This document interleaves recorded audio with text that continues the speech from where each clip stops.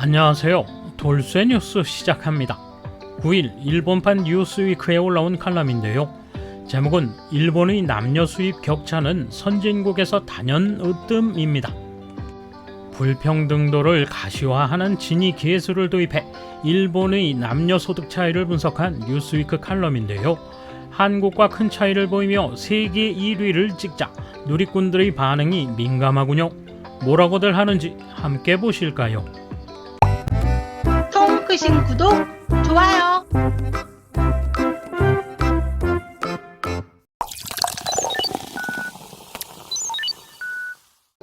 불평등도를 가시화하는 진위 계수를 살펴보면 일본의 남녀 간 수입 격차는 정상을 벗어난 수준이다. 진위 계수는 분포의 차이 크기를 가시화하는 지표로 인구상으로는 불과 몇 %만을 차지하는 부유층이 국내 부의 몇 %를 점유하고 있다는 현실 불평등도는 0.0에서 1.0 범위의 수치로 나타난다. 비슷해야 함에도 불구하고 현실에서 크게 차이가 나는 분포는 많이 있다. 예를 들어 일하는 남녀의 수입 분포다. 다소 오래됐지만 2012년 OECD의 조사에서 풀타임 취업자의 연봉 분포를 뽑아낼 수 있다.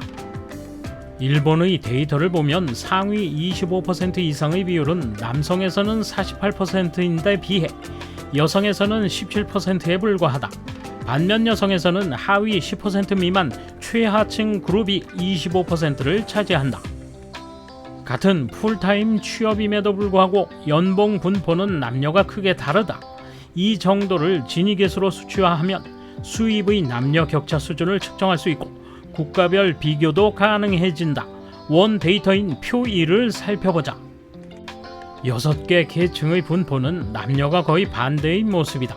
남성은 고수입층 비중이 높지만 여성은 저소득층이 많다. 같은 풀타임 취업임에도 불구하고 이 차이는 놀랍다. 임금의 차이에다 가사, 육아의 부하 때문일 것이다. 누적 상대도수는 연수입 분포의 차이를 보여주고 있다.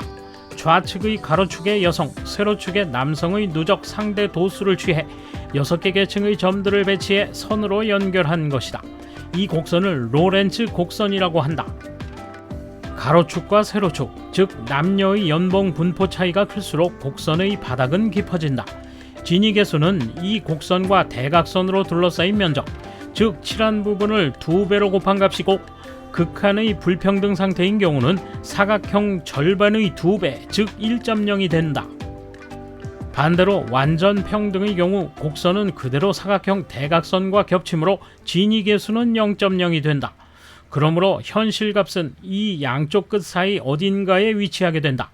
2012년의 결과지만 그래프에서 진위계수를 산출하면 0.476이 된다. 일반적으로 진위계수는 0.4를 넘으면 편중이 크다고 평가된다. 빈부의 격차 진위계수가 0.4를 넘는 국가는 폭동이 일어날 수 있는 위험한 상태로 판단된다.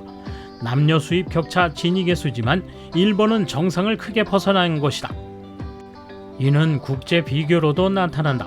같은 방식으로 수입의 남녀 격차 진위계수를 국가별로 산출해 28개 국가의 수치를 높은 순서대로 나열하면 그림과 같다. 일본은 데이터가 산출된 28개국 중 가장 높다. 풀타임으로 일하는 남녀의 수입 격차가 가장 큰 나라가 일본이다. 2위 한국보다 큰 차이를 보이는 것도 신경이 쓰인다. 이는 10년 전 데이터 추산이지만 정부는 임금의 남녀 차이 해소에 진지하게 임해야 한다.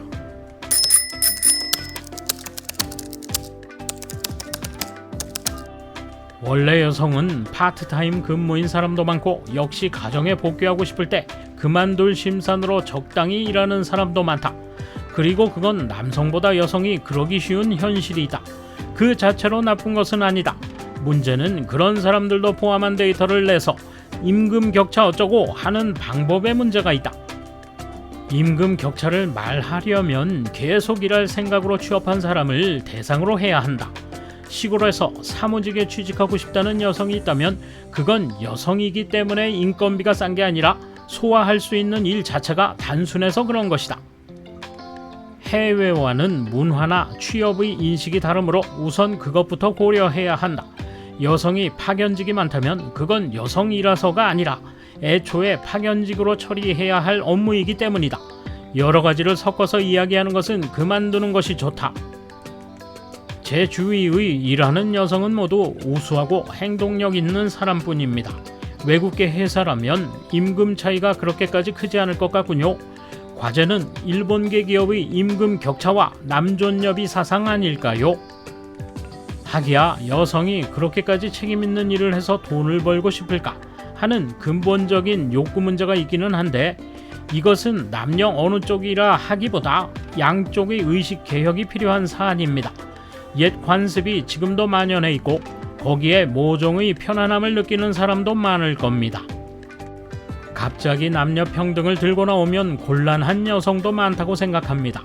일본의 구조적인 문제와 오래전부터 계승되는 가치관은 좀처럼 변하지 않지만 그래도 조금씩 변하고 있습니다.